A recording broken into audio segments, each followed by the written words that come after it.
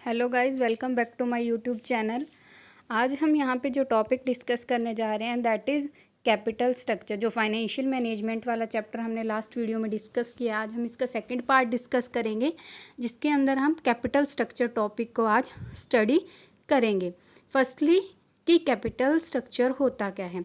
Capital structure क्या है? Date और इक्विटी का कम्बिनेशन। कि एक कंपनी अगर अपने कंपनी के लिए फ़ंड रेज़ करना चाहते हैं, मीन्स कि वो पैसा कहाँ से आए जो वो कंपनी में लगाएगी, तो उसका एक पर्टिकुलर कम्बिनेशन डिसाइड किया जाता है कि इतना पैसा इक्विटी से लेगी और इतना पैसा डेट से लेगी। उसको हम क्या कहते हैं? Capital structure of the company. कि when a company deciding to taking how much amount from debt and how much amount from equity, that is capital structure. अब हम देखते हैं कि डेट कहाँ किस किस सोर्स से हमारे पास आ सकता है और इक्विटी किस किस सोर्स से आ सकती है। अगर हमने डेट से फंड रेज करना है तो हम किसी भी टाइप की लोन ले सकते हैं, बोरोइंग्स ले सकते हैं, या फिर किसी भी टाइप के बॉन्ड्स इशू कर सकते हैं। और अगर हमने इक्विटी से कैपिटल रेज करनी है तो वहाँ पे हम इक्विटी कैपिटल शेयर होल्डर से लेंगे या तो फंड, या फिर किसी भी टाइप के हमारे पास रिटेन्ड प्रॉफिट होंगे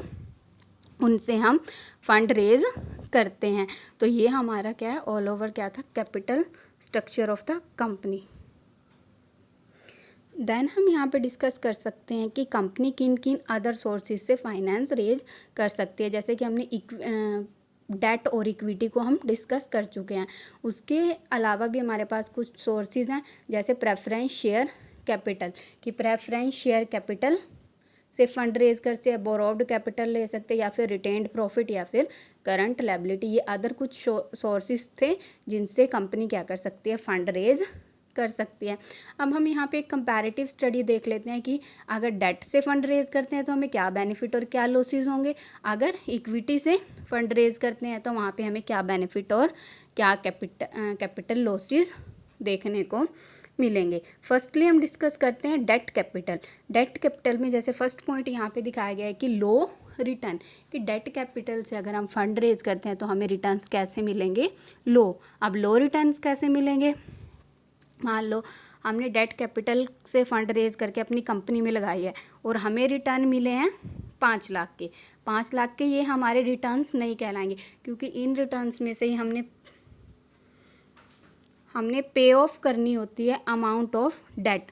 कि जो हमने डेट लिया उस पर जो भी इंटरेस्ट वगैरह चार्ज किए जाएंगे वो भी हम किसके थ्रू पे ऑफ करेंगे, जो हमें रिटर्न्स मिले हैं। तो इन रिटर्न्स में से वो डेट वगैरह तो माइनस हो जाएंगे, और उसके बाद हमें हमारे पास जो अमाउंट बचती है वो कहलाती है हमारी रिटर्न्स। तो अगर हम कैपिटल अपनी डेट से रेज करते हैं तो वो भी क्या, उससे हमें रिटर्न कैसे होंगे, लो रिटर्न्स रिसीव होंगे।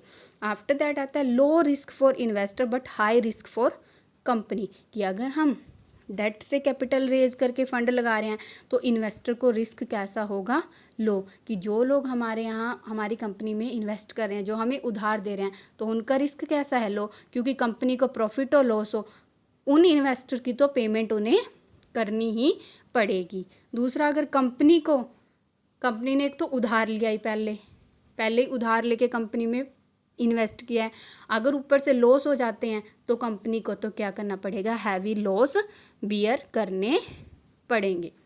देन आता है लो कॉस्ट ऑफ कैपिटल। एक डेट कैपिटल का बेनिफिट क्या होता है कि अगर हम डेट से कैपिटल रेज करते हैं तो वहाँ पे उसकी कॉस्ट क्या होती है, कम होती है। इसीलिए बहुत सारे लोग प्रेफरेंस देते हैं डेट से कैपिटल रेज करने को। देन हम स्टडी कर लेते हैं इक्विटी कैपिटल। इक्विटी कैपिटल से फंड रेज करने के क्या क्या बेनिफिट और क्या क्या लॉसेस होंगे। एक तो इससे हमें क्या मिलेगा, हाई रिटर्न्स।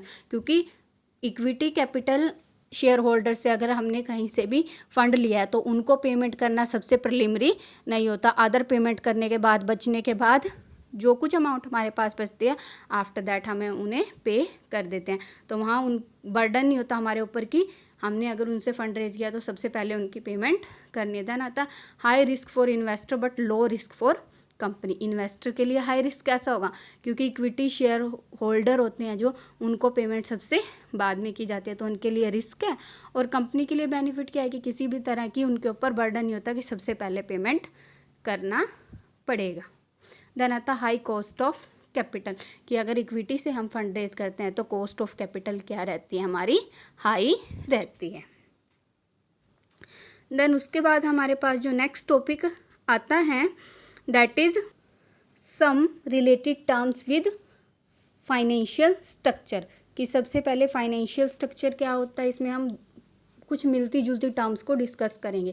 जैसे फर्स्ट टर्म हमारे पास आती है यहाँ पे, what is financial structure. Financial structure include both long term and short term source of capital, कि फाइनेंशियल स्ट्रक्चर हम उस स्ट्रक्चर को कहते हैं जिसके अंदर हम लॉन्ग टर्म और शॉर्ट टर्म दोनों सोर्स ऑफ कैपिटल को इंक्लूड करके चलते हैं, that is financial structure. Then आता है हमारे पास कैपिटलाइजेशन। अब कैपिटलाइजेशन क्या होता है वो हम डिस्कस करेंगे। कैपिटलाइजेशन क्या होता है, it's refer to the aggregate of long term source of capital, it means exclude the short term capital source from the financial structure, कि फाइनेंशियल स्ट्रक्चर में हम क्या इंक्लूड कर रहे थे, long plus short term source of capital, but जो capitalisation होगा उसके अंदर हम लॉन्ग टर्म के एग्रीगेटेड सोर्स को ही इंक्लूड करके चलेंगे, जो short term sources of finance होंगे उनको हम एक्सक्लूड करके चलते हैं। जो लॉन्ग टर्म सोर्स में से शॉर्ट टर्म एक्सक्लूड करके जो अमाउंट हमारे पास बचती है उसको हम कैपिटलाइज्ड अमाउंट या फिर कैपिटलाइजेशन की अमाउंट कहते हैं। देन हमारे पास आता है capital structure. Capital structure is the particular combination of debt and equity used by the company to finance its overall operation. Capital structure हम पीछे भी डिस्कस कर चुके हैं कि क्या होता है, कि कंपनी के पास डेट और कैपिटल का डेट और इक्विटी का कम्बिनेशन जो कंपनी में ऑल ओवर ऑपरेशंस के लिए यूज़ किया जाना है वो कहलाता है कैपिटल स्ट्रक्चर।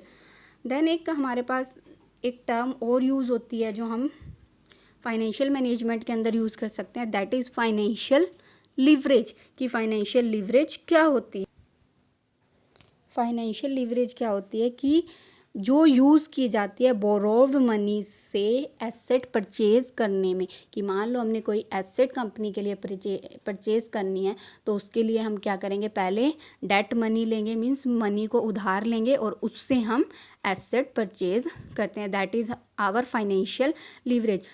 हम फाइनेंशियल लीवरेज को कई एस्पेक्ट से देखते हैं, कुछ लोग इसको बैड कहते हैं तो कुछ लोग गुड कहते हैं, बट इसका ना तो कोई नेगेटिव इफेक्ट है और ना ही कोई ज़्यादा ही अच्छा इफेक्ट है, तो दोनों तरफ से हमारे लिए बेनिफिशियल होती है।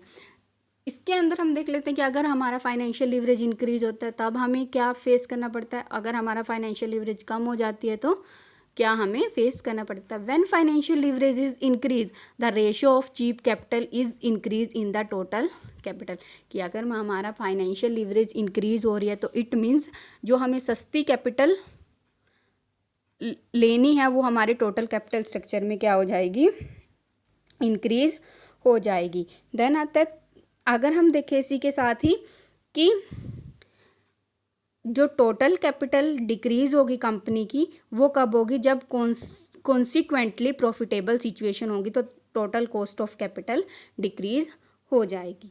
देन हमारे पास जो next topic that is trading on equity.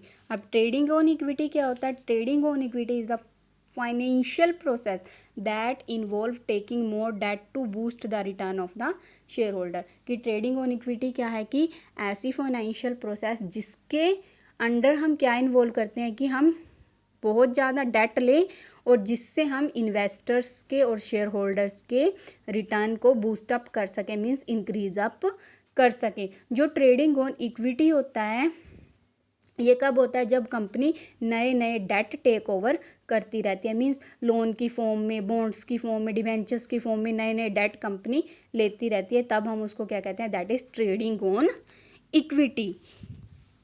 Then हम कुछ फैक्टर्स पढ़ेंगे अब इसके बाद कि कौन कौन से फैक्टर हैं जो अफेक्ट करते हैं कैपिटल स्ट्रक्चर को।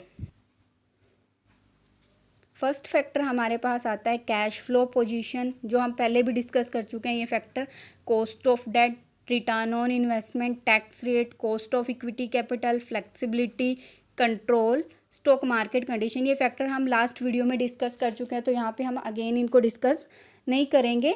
तो ये सारे फैक्टर हैं जो अफेक्ट करते हैं हमारे कैपिटल स्ट्रक्चर को। जैसे कि एक फैक्टर मैं आपको एक्सप्लेन करके यहाँ पे बता देती हूँ। जैसे कैश फ्लो पोजीशन, कि अगर हमारी कंपनी के पास कैश फ्लो अच्छा है, मतलब इनफ्लो और आउटफ्लो दोनों हमारे पास अच्छे हैं, तो वहाँ पे कंपनी क्या करेगी, कैपिटल स्ट्रक्चर वहाँ पे कंपनी का क्या होगा, साउंड होगा, कि कैश आ भी सही मात्रा में रहा है और जा भी सही मात्रा में रहा है, तो वो क्या कहलाएगा, हमारा कैपिटल स्ट्रक्चर हमारा क्या है, साउंड है। तो इस तरह से फैक्टर अफेक्ट करते हैं हमारे कैपिटल स्ट्रक्चर को। Thanks for watching this video.